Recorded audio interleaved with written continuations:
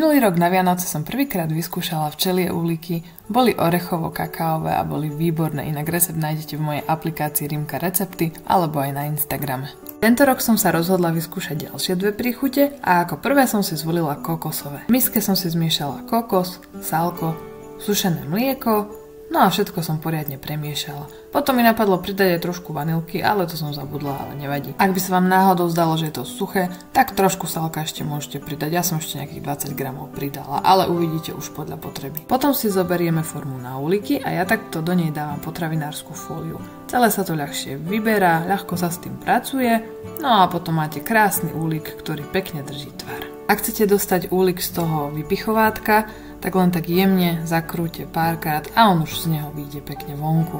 Ja som si k tejto formičke kúpila aj stojan, je to veľmi dobrá vec, lebo pekne tam úliky naskladáte a super sa potom plní. Ja som si ako plnku zvolila orieškové maslo z Freshu, je to taká arašidová nátierka a je veľmi dobré, ale je to úplne na vás, čo zvolíte, môžete použiť iné orieškové maslo, likér alebo aj nutellu, proste fantázii sa medze nekladú. A ja som na spodok, respektíve v tomto prípade na vrch, ale potom sa to otáča, použila piškot, no a máme hotovo. Druhé úliky som zvolila malinové úliky. V miske som zmiešala sálko, malinový puding, ten prášok, no a potom som podrobila maliny liofilizované. K ním som pridala ešte mandľovú múku a celé som to zmiešala. Keďže sa mi farba nepáčila, tak som ešte tie lio maliny rozmixovala a pridala som k cestu a vtedy vznikla krásna ružová farba.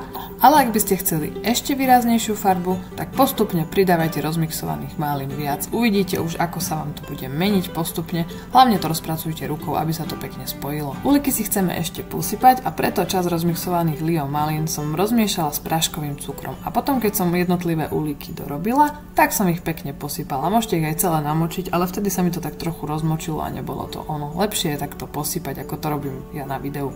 Ale môžete pokojne použiť aj čistý práškový cukor, alebo nemusíte posypať ničím, je to na vás. No vyzerá to tak vianočnejšie a krajšie. Ako plnku som zvolila orieškové maslo, tentokrát lieskovcové, no a na vrch som dala klasické piškotky. Úliky potom, ako ich dorobíte, nechajte ešte pár hodín v chladničke, aby poriadne stuhli. No a môžete papať. Prajem krásne sviatky a dobrú chuť. Pre viac takýchto receptov ma sleduj.